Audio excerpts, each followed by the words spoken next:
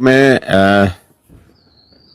बधाई देना चाहूंगा देश के हमारे यशस्वी प्रधानमंत्री जी को कि जो बोला था वो भरोसे के साथ लोगों ने अब देखा है। 22 अप्रैल को जिस जघन्य घटना को अंजाम दिया था आतंकवादियों ने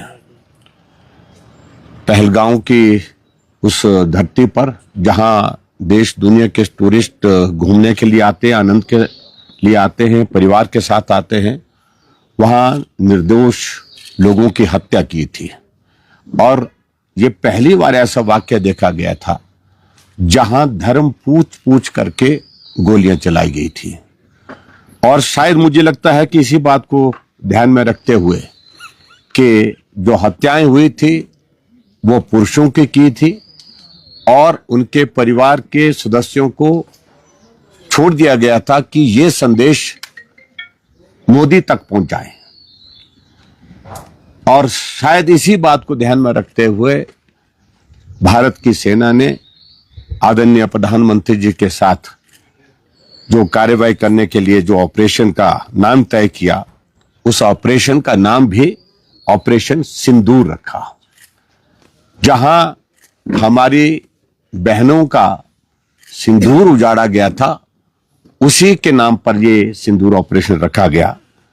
और मैं इस बात के लिए जरूर कहना चाहूंगा कि अब की बार ये जो अटैक किया गया है, ये अटैक कोई पीओके पर नहीं, ये पाकिस्तान के अंदर जाकर के 100 किलोमीटर से भी अंदर जाकर के जो है अटैक किया गया है।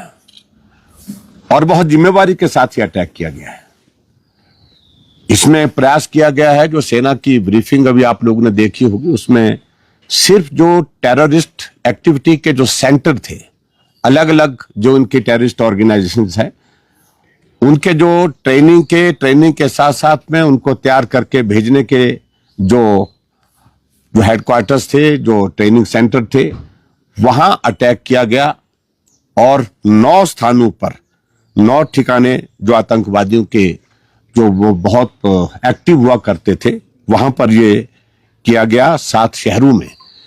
और मुझे इस बात को लेकर के प्रसन्नता है कि जो अटैक हुए इतने सटीक हुए हैं, इतने स्पष्ट हुए हैं, और पाकिस्तान जो है वो बौखलाहट में है।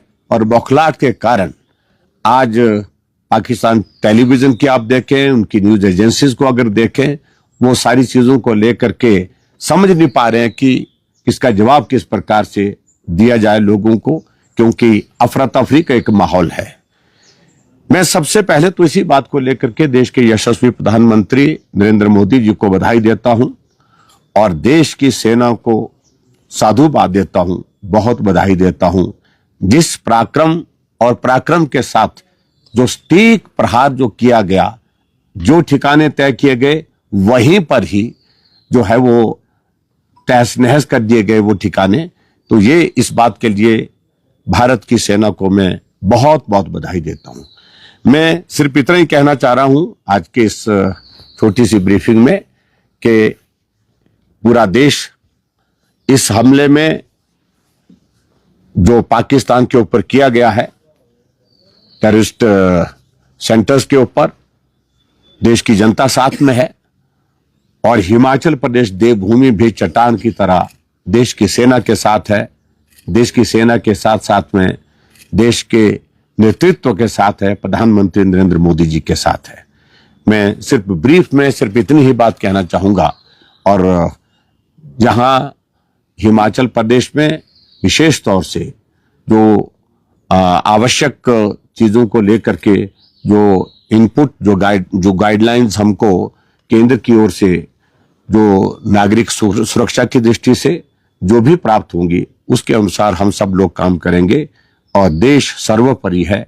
देश की सेना को आज के इस अवसर पर बहुत बहुत बधाई, बहुत शुभकामनाएं। एक भारतीय होने के नाते आज मुझे बहुत गर्व है हमारी भारतीय सेना पे, जिसमें हमारी वायुसेना भी है, नेवी भी है और आर्म फोर्सेस भी उसमें है।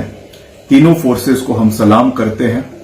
जिस तरीके से पिछली रात को करीबन 1 बजे, सुबह के 1 बजे जो ये कार्यवाही हमारी सेना ने करी है और पाकिस्तान ऑक्यूपाइड कश्मीर के साथ साथ पाकिस्तान के अंदर भी भावलपुर में जो उनका पंजाब प्रांत है वहां पर भी जो आतंकी कैंप्स है उनके ऊपर जिस तरीके से हमला किया गया है, उनको डिस्ट्रॉय किया गया है, ये एक बहुत मजबूत जो कार्यवाही सरकार की ओर से करवाई गई है, केंद्र सरकार की ओर से करवाई गई है। और हमने पहले ही कहा था कि जहां तक राष्ट्रीय सुरक्षा के मसले हैं, आंतरिक सुरक्षा के मसले हैं, उसमें पूरा देश और देश के 140 करोड़ लोग जो है वो केंद्र सरकार के साथ खड़े हैं, प्रधानमंत्री के साथ खड़े हैं।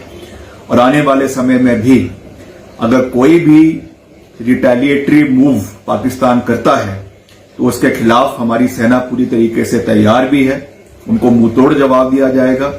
और जो इंडस वाटर ट्रीटी को सस्पेंड किया गया है इसको भी इसके लॉजिकल कंक्लूजन तक पहुंचाना चाहिए, क्योंकि हर तरीके से एक आर्मी का एक्शन है वो बहुत महत्वपूर्ण है, उसके साथ डिप्लोमेटिक एक्शंस है वो भी बहुत महत्वपूर्ण है, इकोनॉमिक सैंक्शंस है वो भी बहुत महत्वपूर्ण है।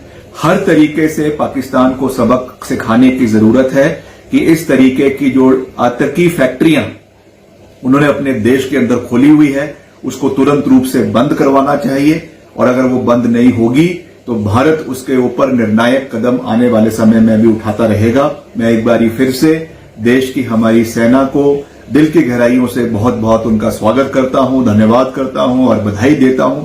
और खास रूप से इसको जो है ऑपरेशन सिंदूर इसको नाम दिया गया, ये जो हमारी बहनें जो वहां पे छुट्टियां मनाने गई थी और वहां से विधवा होकर लौटी है, उनके नाम ये जो है इस ऑपरेशन को रखा गया है, ये भी बहुत सराहनीय है। इसके लिए मैं केंद्र सरकार को बहुत बहुत उनको बधाई और शुभकामनाएं देता हूं।